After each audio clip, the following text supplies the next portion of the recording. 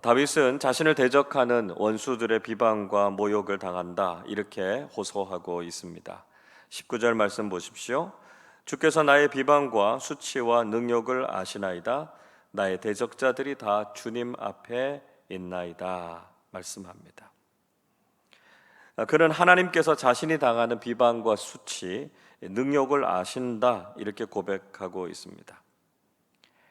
비록 자신을 비방하고 공격하는 원수들이지만 그들이 하나님 앞에 있기 때문에 하나님께서 그들을 심판해 주실 것을 기대하고 있죠. 그러나 20절에서 여전히 이런 대적들의 비방이 다윗의 마음을 상하게 하고 근심이 가득하게 하고 있었다 하는 것을 볼 수 있습니다. 우리를 공격하고 또 모함하는 사람들이 있을 때 우리가 하나님의 도우심을 기대하지요. 그러나 이런 일들을 경험하면서 우리도 참 힘들고 마음이 상할 때가 많이 있습니다. 사람들은 우리의 도움이 되지 못하고 또 우리를 불쌍히 여기지 않는 경우들이 많이 있죠. 이런 일들로 인해서 우리는 인생의 쓰디쓴 아픔을 경험하게 됩니다. 21절에서 이렇게 말씀합니다. 그들이 쓸개를 나의 음식물로 주며 목마를 때에는 초를 마시게 하였사오니 말씀합니다. 다윗은 대적하는 원수들이 쓸개를 음식물로 주었다 이렇게 이야기하고요, 식초를 마시게 했다 이렇게 털어놓고 있습니다. 그만큼 대적들로 인해서 그의 인생이 고통스럽고 힘들었다라고 하는 것을 회상하고 있는 것이죠. 이 말씀은 후에 예수님께서 십자가에 달리셨을 때 다시 한번 재현됐던 것을 볼 수 있습니다. 마태복음 27장 34절은 이렇게 말씀합니다. 쓸개 탄 포도주를 예수께 주어 마시게 하려 하였더니 예수께서 맛보시고 마시고자 하지 아니하시더라 말씀하죠. 예수님께서 십자가에 달리셨을 때 로마의 군병들은 예수님께 쓸개를 탄 신 포도주를 드렸습니다. 다윗이 느꼈던 고통을 주님께서도 십자가에서 그대로 당하셨던 것이죠. 다윗이라고 하는 인물이 사실 참 흠도 많고 부족한 것도 많았는데요, 하나님께서는 그를 향해서 내 마음에 합당한 사람이다 이렇게 평가하셨습니다. 왜 다윗이 하나님께 이런 평가를 받을 수 있었을까 좀 궁금해지기도 하죠. 저는 시편의 말씀을 읽으면서 여러 가지 이유가 있겠습니다만 다윗이 하나님의 마음에 합당했던 이유가 한 두 가지쯤 되겠다 하는 생각이 들었습니다. 하나는 다윗이 하나님을 향한 찬양이 끊이지 않았다라고 하는 것이죠. 그의 인생이 평탄하게만 했던 것 아니었습니다. 그의 인생 속에 고난과 위기가 정말 많았음에도 불구하고 그는 하나님만 생각하면 찬송과 감사가 넘쳐났던 것이죠. 이렇게 노래하는 또 감사와 찬송이 넘쳐나는 신앙생활하고 있었던 다윗이 하나님께서는 너무나 마음에 드셨던 것이죠. 다른 하나는 다윗은 예수님께서 경험하셨던 일들을 자신의 삶 속에서도 깊이 경험했고 또 고백했던 사람이었습니다. 그래서 예수님께서는 공생의 사역을 하시면서 유독 다윗의 시편을 자주 인용하셨던 것을 볼 수 있습니다. 즉 예수님께서 경험하셨던 일들을 많이 경험했던 다윗을 볼 때 마치 하나님께서는 당신의 아들을 보는 것처럼 느끼셨고요, 또 그렇게 사랑스러울 수밖에 없었다라고 하는 것이죠. 여러분, 우리도 늘 하나님 생각하면 찬양이 넘쳐나고 예수님처럼 우리의 삶을 살아가는 사람들이 되어서 하나님의 마음에 흡족한 사람들이 되실 수 있기를 바랍니다. 다윗은 그의 대적들에 대한 심판과 공의로운 판단을 하나님께 요청했습니다. 22절 말씀 보시면 그는 대적들의 밥상이 올무가 되고 그들의 평안이 덫이 되기를 기도했습니다. 23절에서는 그들의 눈이 어두워서 보지 못하게 되고 그들의 허리가 항상 떨리게 해달라 이렇게 기도하고 있죠. 24절에서는 하나님의 분노를 그들 위에 부으셔서 그것이 그들에게 미치게 해달라 이렇게 호소했습니다. 그리고 25절에서는 그들이 사는 땅은 황폐하게 하시고 그들의 집에서 사는 자가 없게 해달라 이렇게 간구하고 있습니다. 다윗은 오직 하나님의 공의로 심판해 주실 것을 기도했습니다. 27절 이렇게 말씀하지요. 그들의 죄악에 죄악을 더하사 주의 공의에 들어오지 못하게 하소서. 그는 하나님께서 그들에게 죄악을 더하셔서 그들이 자신들의 죄 때문에 하나님의 공의에 들어오지 못하게 해달라 이렇게 호소했습니다. 하나님의 공의는 결코 죄와 악을 용납하지 않습니다. 그래서 그들의 악을 다 드러내시고 공의로운 심판을 내리신다는 것이죠. 28절에서는 이렇게 말씀합니다. 그들을 생명책에서 지우사 의인들과 함께 기록되지 말게 하소서 말씀합니다. 악인들의 이름이 생명책에 기록되어서는 안 되지 않습니까?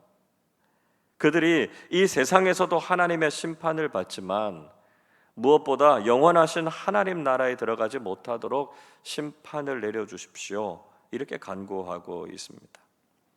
이처럼 악한 사람들을 향한 하나님의 심판은 영원하고 무서운 것이다 라고 하는 것을 분명히 보여주고 있습니다. 그리고 다윗은 하나님께서 자신을 구원해 주셔서 자신을 존귀하게 해 주실 것을 기도했습니다. 29절 이렇게 말씀하죠. 오직 나는 가난하고 슬프오니 하나님이여 주의 구원으로 나를 높이소서 말씀합니다. 다윗의 현실은 가난하고 슬펐습니다. 대적들은 자신들을 공격하고 비방했고요. 자신은 그에게 맞설 수 있는 힘과 능력이 없었습니다.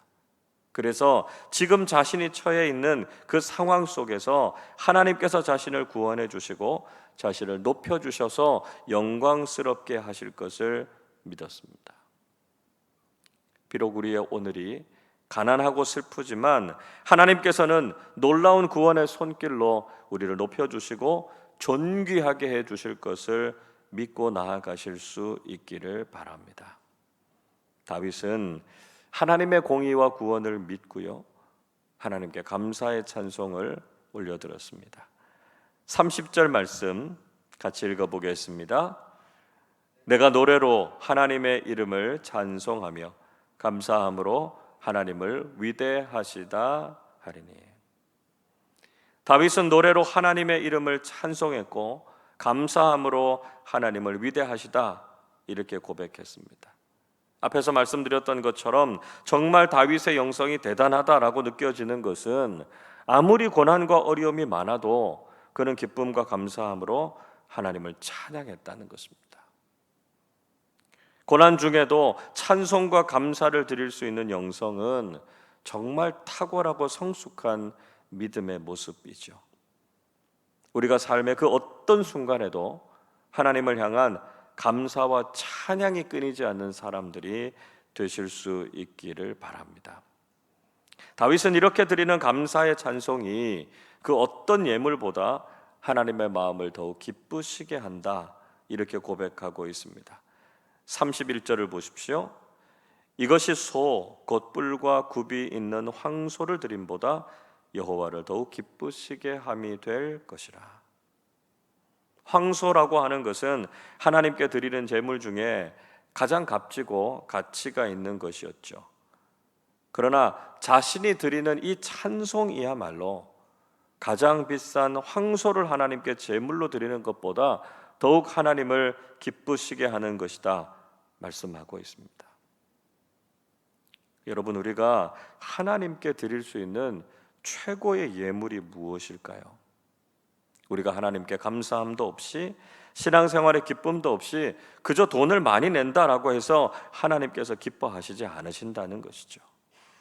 비록 우리가 드릴 수 있는 것은 보잘것없지만 하나님께서는 기쁨과 감사의 예물을 연락하신다는 것입니다. 우리가 늘 기쁨과 감사함으로 하나님을 찬송하는 사람들이 되어야 한다는 것이죠. 다윗은 자신의 감사와 찬양을 보면서 또 다른 믿음의 사람들이 위로와 격려를 얻게 될 것이다 이렇게 말씀하고 있습니다. 32절 보시죠. 곤고한 자가 이를 보고 기뻐하나니 하나님을 찾는 너희들아 너희 마음을 소생하게 할지어다. 곤고한 자라고 하는 말은 자신처럼 하나님을 믿고 살아가는 삶 속에서 고난을 당하고 핍박을 당하는 사람들을 가리키죠. 하나님께서 다윗을 원수들의 손에서 건져주시고 그로 인해서 찬송하는 그 모습을 보면서 곤고한 사람들의 마음에도 기쁨이 있을 것이다 말씀하고 있습니다. 다윗은 하나님을 찾는 모든 사람들, 믿음으로 인내하면서 사는 사람들에게 다시 믿음으로 일어서도록 소생하도록 권면하고 있는 것을 볼 수 있습니다. 마지막으로 다윗은 하나님께서 믿음의 사람들에게 주시는 복과 약속에 대해서 선포하고 있습니다. 35절 36절 말씀 같이 읽겠습니다. 하나님이 시온을 구원하시고 유다 성읍들을 건설하시리니 무리가 거기에 살며 소유를 삼으리로다. 그의 종들의 후손이 또한 이를 상속하고 그의 이름을 사랑하는 자가 그 중에 살리로다. 하나님께서는 시온과 유다의 성읍들을 다시 건축하시겠다고 말씀합니다. 또 당신의 백성들을 그곳에 살게 하시고 그분의 소유로 삼으시겠다고 약속하셨습니다. 그리고 그 후손들이 그 땅을 상속하게 될 것이고 하나님의 이름을 사랑하는 사람들이 그 가운데 살게 될 것이다 말씀하고 있습니다. 하나님께서는 공의로 모든 것을 판단하시고 믿음의 사람들을 구원하셔서 놀라운 복과 약속을 주시는 분이시다 하는 것이죠. 오늘도 그 하나님께서 살아계셔서 우리와 함께 계심을 믿고 살아가실 수 있기를 바랍니다. 하나님의 구원과 공의를 우리의 삶 속에서도 경험하고 하나님께 기쁨과 감사의 찬송을 올려드리실 수 있기를 바랍니다. 그리고 당신의 백성들에게 풍성한 은혜와 복을 주시고 영원토록 시온의 영광을 누리며 살게 하시는 하나님의 복을 경험하시기를 주님의 이름으로 축원합니다. 기도하겠습니다. 사랑과 공의의 하나님 아버지, 악한 사람들은 그들의 죄악을 따라서 심판하시고 믿음의 사람들에게는 구원과 소망을 더해 주셔서 감사드립니다. 주님 때문에 받는 고난에 기꺼이 동참하게 하시고 하나님의 공의로우신 판단으로 악을 심판하실 것을 믿고 이 시간도 기도와 간구로 주님께 가까이 나아가게 해 주옵소서. 비록 지금은 고난과 위기가 우리의 삶 속에 가득하지만 결국 우리를 구원하시고 승리를 주실 하나님을 기대하면서 기쁨과 감사의 찬송을 올려드리게 해 주옵소서. 하나님께서 우리에게 복을 주셔서 이 땅에서도 평안하게 살아가게 하시고 무엇보다 하나님 나라의 영원한 생명을 허락해 주실 줄을 믿습니다. 우리와 우리 자손들이 믿음 안에서 복된 삶을 살아가게 하시고 하나님 나라의 소망 가운데 믿음으로 오늘의 어려움을 잘 이겨내는 우리 모두 되게 하여 주시옵소서.